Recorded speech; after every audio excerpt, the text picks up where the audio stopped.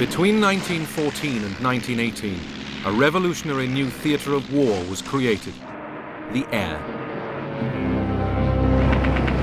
It brought sights never seen or imagined before.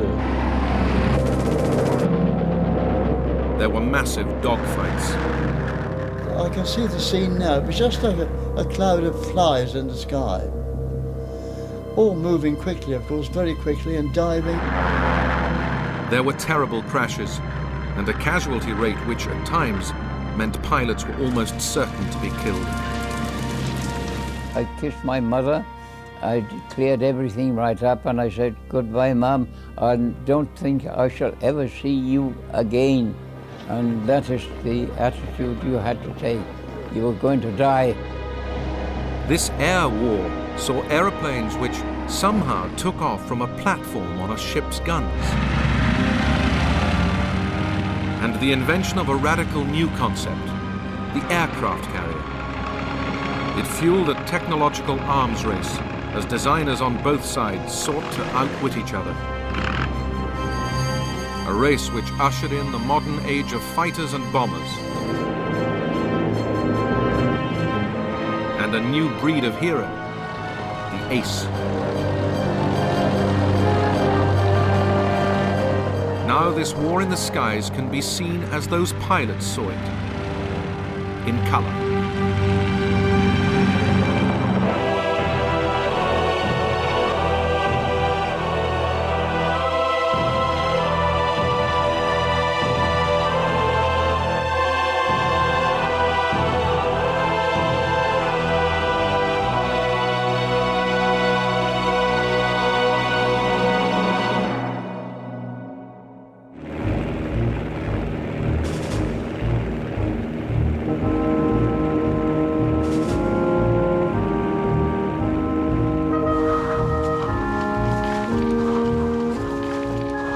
In the summer of 1914, as Europe's armies marched to war, a new and dashing form of warfare was attracting young men from all over the continent.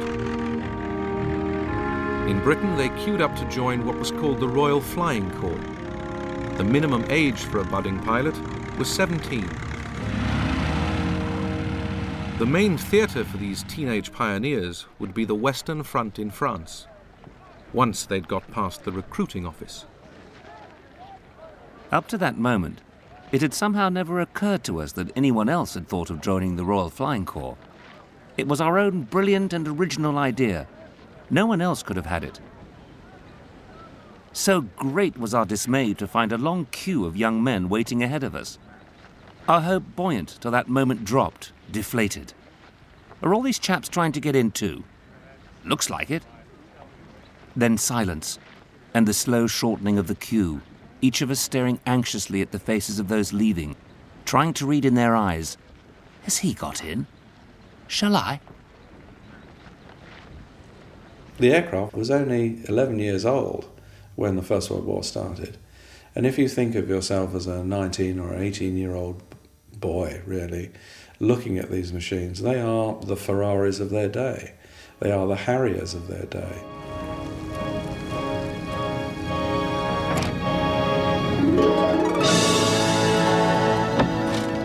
Flying, with all its early craziness, had only just begun.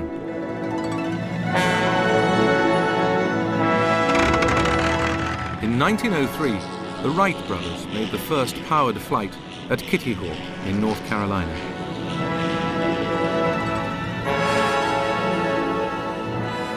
Military commanders began to realize that flight might be useful for war. Then, in 1909, the Frenchman, Louis Blériot, crossed 20 miles of sea, the English Channel. As he looked beneath him, he was seeing the world quite unlike anyone before. And that became the plane's military purpose, to give the commander on the ground a bird's-eye view of the battlefield. The idea of aerial reconnaissance had come about in the mid-19th century with hot air balloons. And for most of the war, balloonatics, as the British called them, continued to be used as spotters from the air. But the gas-filled balloon became an easy target for enemy attackers.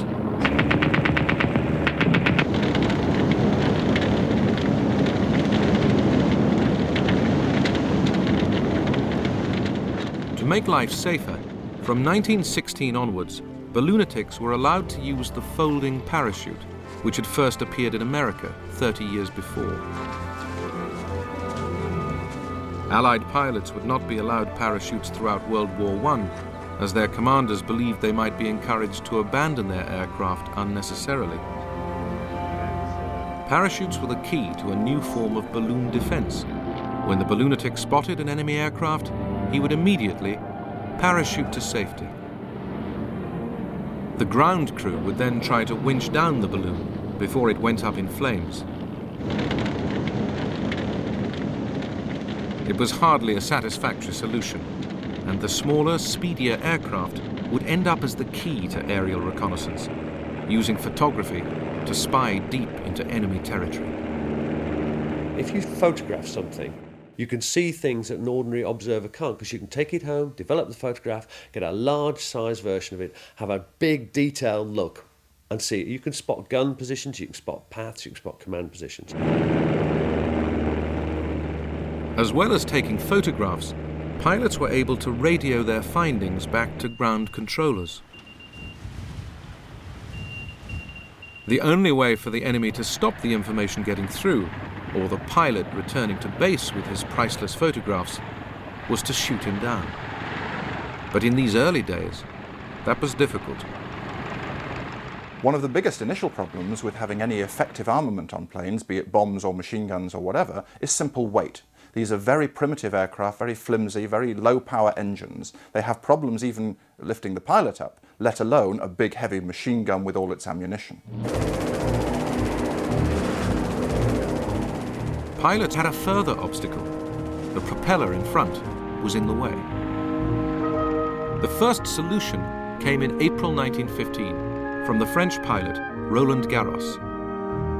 He put steel wedges on the propeller blades so that any machine gun's bullets that hit them would simply bounce off.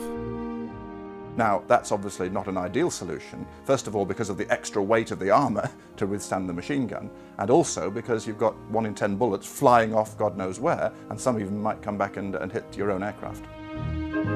Despite those dangers, Roland Garros shot down 5 German planes in 2 weeks. Their pilots never knew what hit them. But then Roland Garros was forced to land in German-held territory. The Germans immediately saw why this aircraft was so successful, and we are really only talking about one aircraft, which cut a swathe, relatively speaking, through the German Air Force at this time. As soon as they saw the crudity of it, or how they were trying to achieve this firing through the propeller, that they handed the whole machine over to a very talented, very brilliant Dutch designer called Anthony Fokker. Fokker solved the problem and revolutionized the future air war by inventing a gear that synchronized the machine gun's fire with the propeller's movement, ensuring the bullet would always miss the blade. Soon, German pilots were perfecting the tactics which would bring slaughter to the air. We could see it was a German machine, and when it got above and behind our middle machine, it dived onto it like a huge hawk on a hapless sparrow. I was very thankful indeed to return from this outing. Allied aircraft were defenseless. 1915 saw what became known as the Fokker Scourge. An Allied pilot's life was measured in days.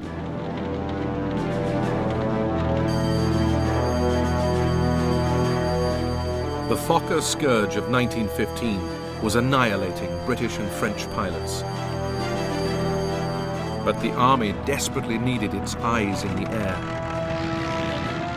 Every day, replacements straight from flying school arrived in France. At the time I went to France to fly a fighter aeroplane.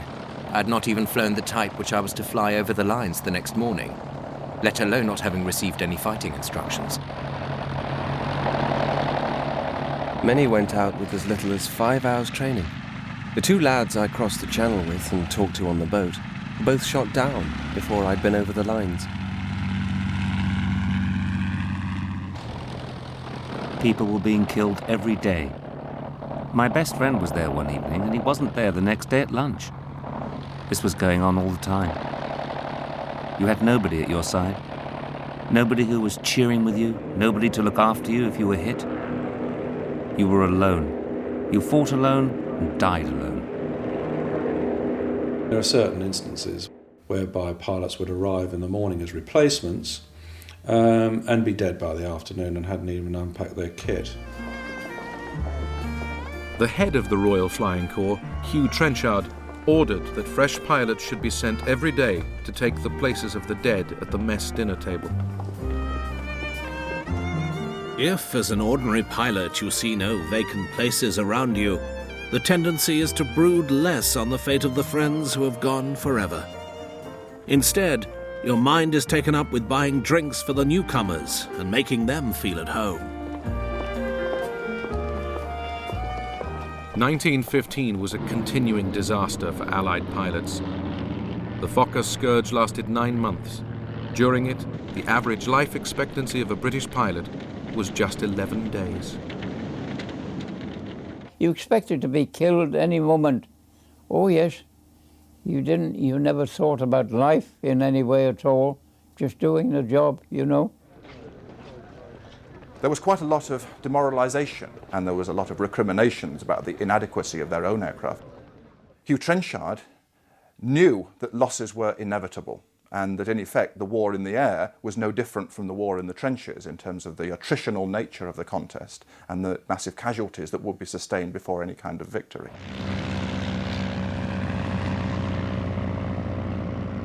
By the summer of 1916, the Allies had caught up in the technological arms race.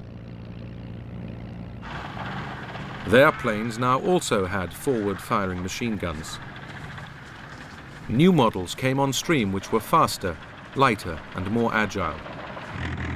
And the Royal Flying Corps had doubled in strength from 12 to 27 squadrons.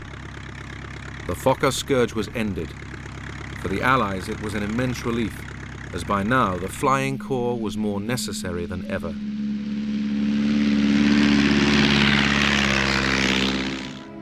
The stalemate of the trench war had lasted nearly 2 years. Both Allied and German commanders were desperate to break it. In February, the Germans had launched a massive offensive at Verdun, and the French were holding on for grim life. To relieve them, the British Army planned its attack at the Somme in July. Aerial reconnaissance was vital, not only for pinpointing German targets, but also for guiding artillery fire. With their new, improved planes, Allied pilots went into action. Some became household names. Men like Albert Ball.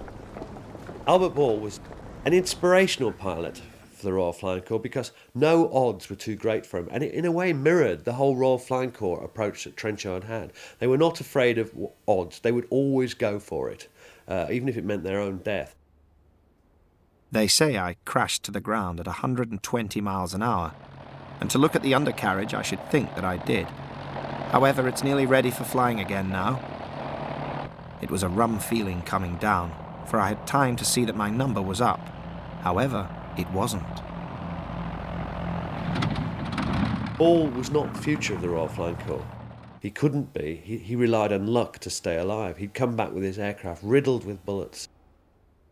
Albert Ball was killed at the age of 21. He'd shot down 44 German planes. The French, in particular, were quick to exploit their aces. By focusing on the lives of the heroes of the air, they could distract the public from the carnage of the trenches. Successful pilots were courted by the press and paraded in high society.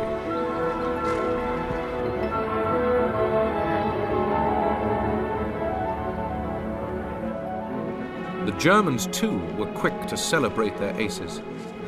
In the German service, it was actually used as a positive tool to boost morale, but also not only boost morale amongst the pilots, but also to create heroes for the population back home. So we get scores being published, we get pilots competing with each other, and medals are actually given for shooting down a certain amount of aircraft. The best-known German ace was Manfred von Richthofen, the Red Baron. Von Richthofen would shoot down 80 enemy planes, more than any other pilot in the war. I am a hunter. When I have shot down an Englishman, my hunting passion is satisfied for just a quarter of an hour. Von Richthofen became the icon of a romantic view of the air war. Individual knights in shining armor of airborne steel, locked in hand-to-hand combat. To be alone, to have your life in your own hands, to use your own skill single-handed against the enemy. It was like the jousts of the Middle Ages, the only sphere in modern warfare where a man saw his adversary and faced him in mortal combat, the only sphere where there was still chivalry and honor. If you won, it was your own bravery and skill. If you lost, it was because you had met a better man.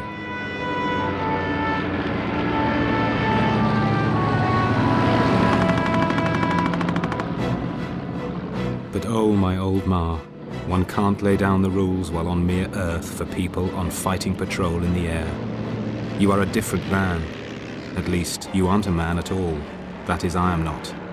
You are a devil incarnate filled with the dazzling thrill of playing the best game God ever created, mad after Huns and just forgetting everything else, but showing the old Hun that there's only one man fit to be in the air, and not two. In a battle area where the shells are bursting around you and all black smoke and all the rest of it, you become a different individual. You do not become human. Can I put it that way? You do not, in a sense, become human. You're a war machine, and so that's what you do. By April 1917, the Germans were again forging ahead in the tit-for-tat arms race. Part of their advantage was tactical. They began to operate in squadrons of 14 aircraft called Jasters, sending 3 or 4 Jasters over the lines at a time. These massive groups became known as the Flying Circuses. The Jasters led to the first great scenes of squadrons rather than individuals dueling, the famous days of the dogfights. British and Allied squadrons would meet the German Circuses in the skies over the trenches and battle to the death, often to the amazement of infantrymen below. I can see the scene now. It was just like a cloud of flies in the sky. All moving quickly, of course, very quickly, and diving and round one another. And we could hear the shots, of course. But they were quite overhead. I've seen some marvellous air battles between 2 fighter planes. And but the trouble was, we never knew who won. We used to be betting with each other. I wonder who's going to come, who's going to win this day. Was it one of Jerry's or one of his own? Superior German planes and the Jaster tactics cost the Allies dear. In 1917, in what became known as Bloody April, they lost 150 aircraft and 316 men. Later in 1917, the first American pilots came over, but German superiority continued. Yet the Allied airmen had to go on flying over the lines to provide intelligence for their armies as they prepared for their summer offensives below. The commanders and really the pilots knew that they didn't have the equipment, they didn't have the best tools for the job, and yet they were being asked to contribute to a major offensive, knowing that the Germans had better equipment and to some extent better tactics at the time. So it's this tragic inevitability about the Flying Corps that at the time that they couldn't really do anything about.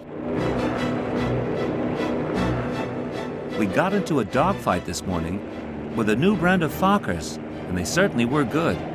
This fellow just hung right there and sprayed me with lead like a hose. All I could do was watch his tracer and kick my rudder from one side to the other to throw his aim off. Heavy though their losses were throughout the war, British pilots knew that they were a tiny fraction of the ever-rising death toll on the ground. And the life of the airman, although often short, was at least one of relative luxury compared with the lot of the PBI, the poor bloody infantry, in the trenches. When we were flying at about 17,000 feet, it gave you a wonderful feeling of exhilaration. You were sort of, I'm king of the castle. You were up there and you were right out of the war. I'd been in the infantry and we were always lousy, filthy, dirty, and very often hungry, whereas in the flying corps, it's a gentleman's life. When they were on the ground, the pilot's life was very strange because they faced death on a daily basis in the skies, but then they'd fly back to their airfield, and there they had a comfortable mess, good food, decent bed to sleep in. It's quite lovely tootling back from patrol in the evening, knowing your day's work is done with the west aflame and the east dimly mysterious. So here I am, all alone in the gorgeous May sun, and a little finicky breeze making things so nice. I can just hear the guns going, but bar that, the war seems very far away. Thank God.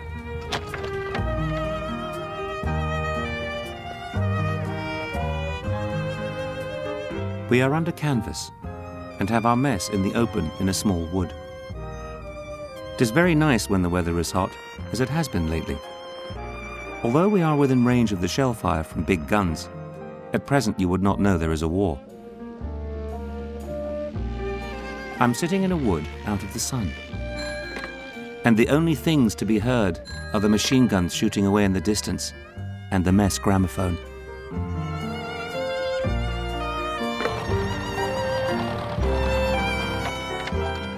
We live well. We went down to Boulogne and got an ice cream freezer, and we're the only outfit at the front that has ice cream for dinner each night. In the midst of life, we are in death. And in the midst of death, we managed to have a hell of a lot of fun. Bronx cocktails, chicken livers on brochette, champagne, strawberry ice cream, and Napoleon brandy.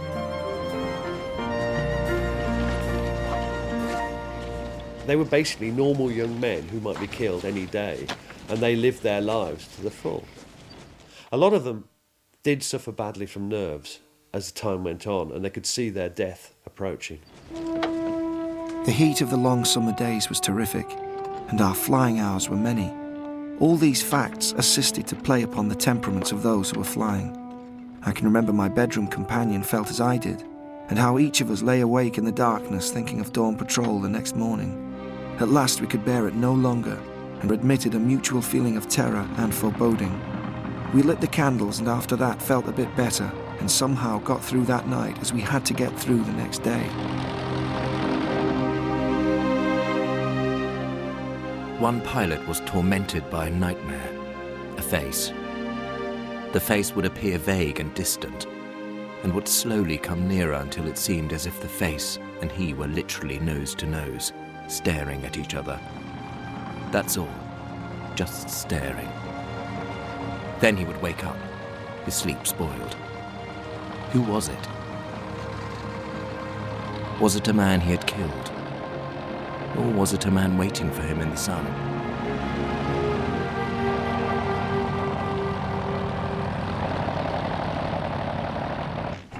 Even the apparently invincible Red Baron, though he may have been free from fear, was not immune from death. It was a prospect he almost seemed to welcome. A glorious death. Fight on and fly on to the last drop of blood and the last drop of petrol, to the last beat of the heart and the last kick of the motor. A death for a night. A toast to his fellows, friend and foe. Ironically, the Red Baron, the greatest ace of them all, would be shot down not by an Allied plane, but by a machine gun on the ground. While he'd ruled the skies over the land, an even more extraordinary air war had developed over the sea. Early in the war, the Germans had the advantage. Their Zeppelin airships enabled them to range right across the North Sea. The British responded with their own airship, the Submarine Scout. It could fly at nearly 50 miles an hour, and like the Zeppelin, its key purpose was reconnaissance. Britain was under attack by U-boats. They had to be spotted.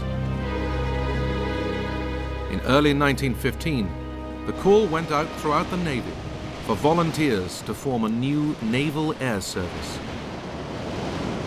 A signal came round to all the battleships and battle cruisers in the Grand Fleet, saying that each captain was to recommend one young officer of about 18 or 19 or 20 for special service. When we got to the Admiralty, we were escorted into the room of the First Sea Lord, Lord Fisher, whose opening remarks were, "You young gentlemen are going to fly. You'll probably be dead within a year, or you may get the Victoria Cross. But you've been selected to start a new airship service, which will be the counter to the U-boat menace we have in this war.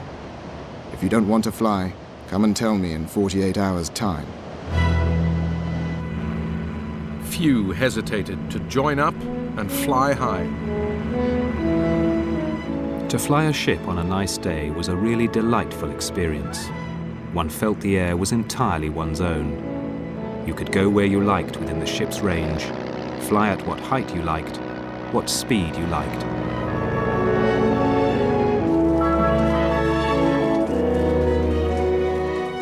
British airships grew ever more sophisticated. As well as spotting German targets, they set out to bomb them. But it was crude technology. We could keep up long hours, but our bomb capacity wasn't very great at all. We had quite small bombs which were more or less lying loose, rolling around on the floor. Eventually we hung them over the side on bits of string and carried sheath knives to cut the bit of string to drop the bomb. However graceful, balloons were hardly the ideal hunter-killers. What the Navy needed was more heavily armed and faster aeroplanes which could operate at sea. The prime reason remained the need to counter German U-boats. In 1915, Germany had declared unrestricted U-boat warfare and was attacking any merchant ship heading for Britain without warning. Hundreds of ships were being sunk. Britain, which depended on trade to survive, was under dire threat. Though U-boats attacked from underwater, they still had to spend most of their time on the surface. Planes would be the best way to spot them, and could also help to sink them. But finding a way of enabling these early short-range planes to cover wide tracts of sea presented huge technological challenges. The Royal Naval Air Service's greatest contribution to air warfare was pioneering the use of aircraft at sea. Early on in the war, these airplanes would be float planes. The wheels of these planes had wooden floats attached, so they could take off and land on water. But getting the early float planes into the air was a painful business. To get the float plane onto the surface of the sea, you have to stop the ship and use a crane to lift it over the side. This is uneconomic, it wastes time, wastes energy. Taking off from the surface needs an awful lot of power, and the floats are heavy, cumbersome, and they slow the plane down. Then to get the plane back on board, the same process. Landing the plane on the sea, stopping the ship and hoisting the plane up had to be reversed. It was an amazing sight.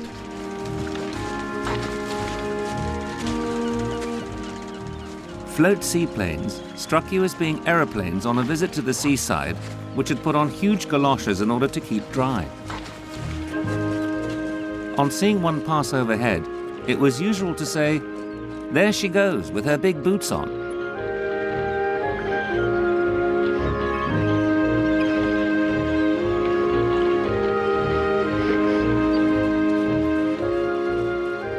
How to transport their seaplanes bedeviled all the warring nations.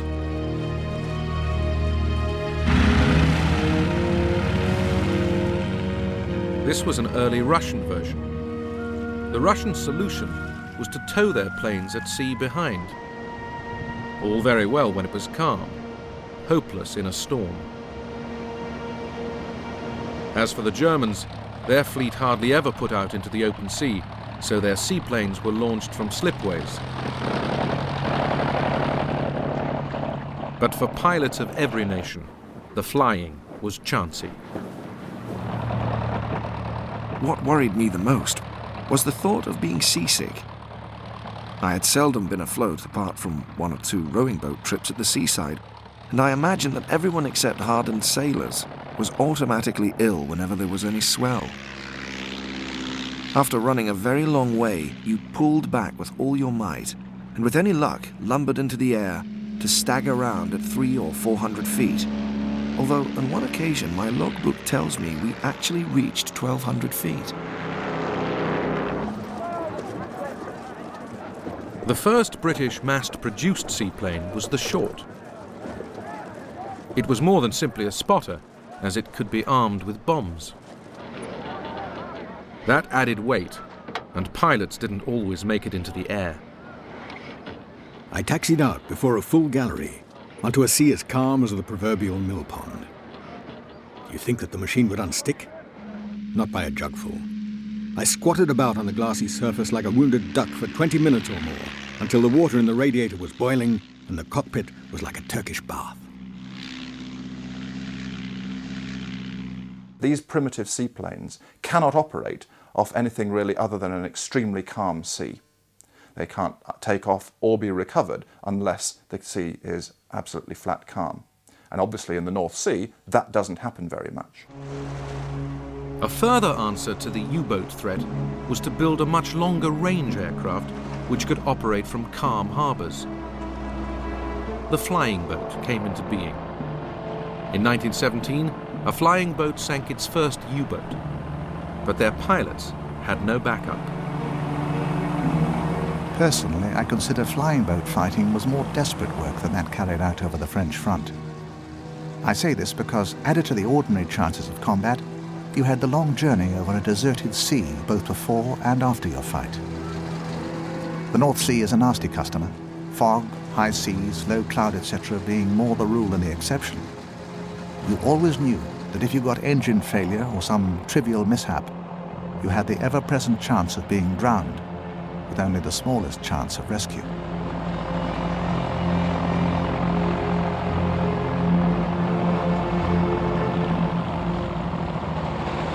The real solution was to enable seaplanes to take off and land back on ships.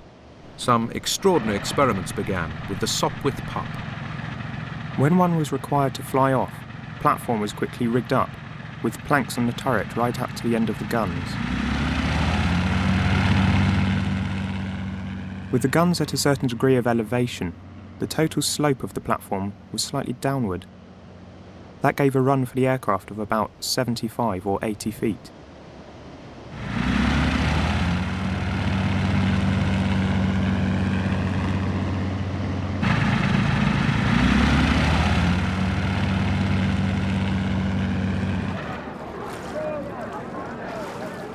It was a great risk that the pilot would not get flying speed and would stall and fall into the water.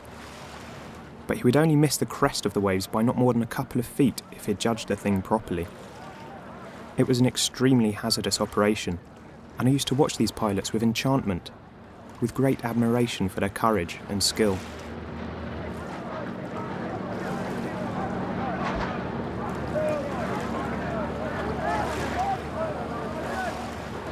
The Royal Naval Air Service was blessed with a great number of innovators, people who were amazingly curious about what could be done with a machine. And it's these experiments that move the Royal Naval Air Service, or maritime flying, into a completely different realm, because the inevitable result of these experiments was the development of the aircraft carrier. In August 1917, a Sopwith Pup successfully landed on HMS Furious, a cruiser which had been converted to become Britain's first aircraft carrier. The first thing we had to do was to learn to fly on and off the foredeck. I remember the captain said, "You may as well take a revolver and blow your brains out." We have to synchronize the speed of the ship with the speed of the plane, which is quite difficult. Whatever the difficulties, a new type of warfare had been born. By early 1918, HMS Furious carried out the first carrier-borne raid, which took off from the carrier using wheeled aircraft to bomb and destroy the German Zeppelin sheds at Tondern. And this is the pioneer of modern aircraft warfare from the sea. The aircraft carrier comes of age in this conflict.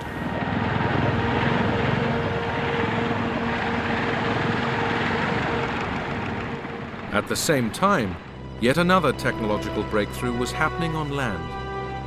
The birth of the heavy bomber.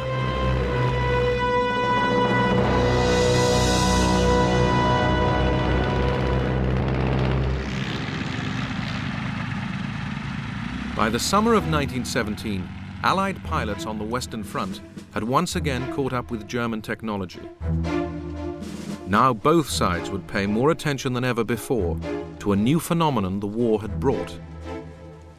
Aircraft had been used for bombing from the outset, but now large numbers of older reconnaissance planes were being converted into bombers. Special bomb attachments were fitted, and by 1917 they were in regular use by the Allies.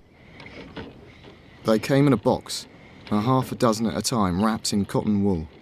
We had no instructions, so we got the bombs, unscrewed the top, and when we wanted one of those detonators, I'd just say, "Chuck us a detonator, Charlie." I practiced bomb dropping by day and night in all kinds of weather, into and with the wind, and from all heights up to 2,500 feet. In the centre of the aerodrome, a large circle had been painted in chalk, and OK consisted of dropping the bomb so that it fell anywhere within this circle.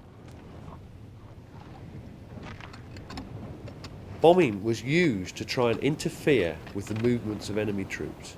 They would try and attack bridges, they would try and attack railway tracks, stations, railway junctions, anything that could impede the enemy.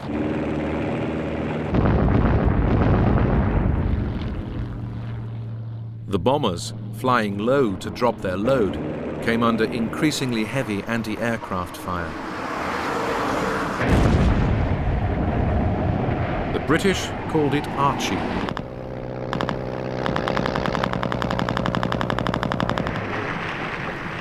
But trying to shoot down an aircraft from the ground was difficult. They come that fast. By the time you got a bullet in your barrel, they've gone. You can't, it's nearly, the only way is to do it is to know if they're coming this way and you're facing you there. And by the time you get round, you might just have a chance of a bullet having a fire at it, you know. They move that quick.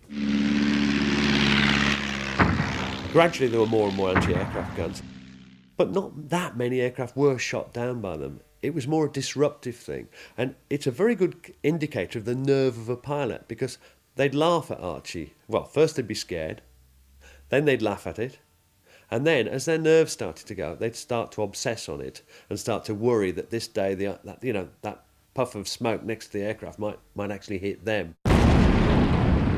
I wonder how long my nerves will stand this almost daily bombardment by Archie. I notice several people's nerves are not as strong as they used to be. Today we had a good dressing down by Archibald, and some of the shells burst much too near. I could hear the pieces of shell whistling past. They have to burst pretty close for one to be able to hear the shrieking of loose bits of shell above the noise of one's engine. The air arms race of World War I brought a new and potentially devastating twist to warfare. For the first time, civilians became targets. The Germans carried out the first civilian bombing in January 1915 on the Norfolk coast. Their bomber was the Zeppelin balloon. In May 1915, Zeppelins bombed London. 7 civilians were killed. Look, there it is, a long black cigar-like shaped object coming very slowly. I put my arms round my mother, and I can tell you, I don't know how we felt. People began to make preparations for the Zeppelin raids. One big wine dealer was reported to have let one of his cellars, and people we knew had furnished theirs and slept with big coats and handbags for valuables at the bedside. The Zeppelin raids have a great psychological advantage at first against Britain, because Britain has always seen itself, ever since medieval times, as a secure island fortress. Nobody can touch us as long as we retain our control of the seas. They don't kill that many people compared to the later bombings of World War II, but it's the sheer novelty of being suddenly under threat from the air that causes more panic than one might expect, given the statistics. Zeppelins were slow and vulnerable, and the Germans developed a new long-range bomber, the Gotha. In the summer of 1917, squadrons of Gothas took off from Ostend in Belgium to attack England. I could now discern a lot of big machines in good formation flying east. I dived on the rearmost machine and fired a whole drum at close range. I had the satisfaction of seeing my tracer bullets strike all over his fuselage and wings. But beyond causing the Gotha to push his nose down a little, it had not the desired effect. I was very disappointed. How insolent those damn Boche did look, absolutely lording it over the sky of England. I was absolutely furious to think that the Huns should come over and bomb London and have it practically all their own way. The Germans deliberately fly over in these big white-painted bombers over London by day to show that they can do it and that they're invulnerable at the time to the British fighter opposition. So it does have a significant initial impact, again, like the Zeppelins, in terms of the panic that's created because of the novelty of the delivery means. In the raid on London, 162 people died. To calm the nation, a crack squadron from the Western Front was quickly dispatched home to provide air cover for the capital. The South African general Jan Smuts was appointed to devise a new home defense strategy. He introduced a series of early warning systems, explosive rockets called Maroons, police whistles and placards, as well as new anti-aircraft weaponry. The defences proved effective, so the Germans turned to night bombing. Poor dear Mary is dreadfully nervous, so we ensconced her in the first-floor passage in a very safe place. Then Phyllis and I stole away to the top window. I've never seen such a sight. The sky seemed full of shells. Then there was a dead pause, very terrifying after all the noise. Then, coming from the east, we heard the hum of machines. We nearly killed ourselves trying to spot them, but we could see nothing in the fog.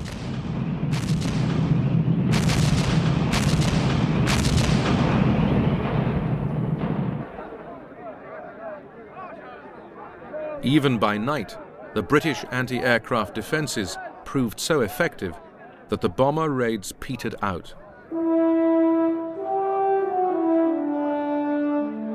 The last Gothas came in May 1918.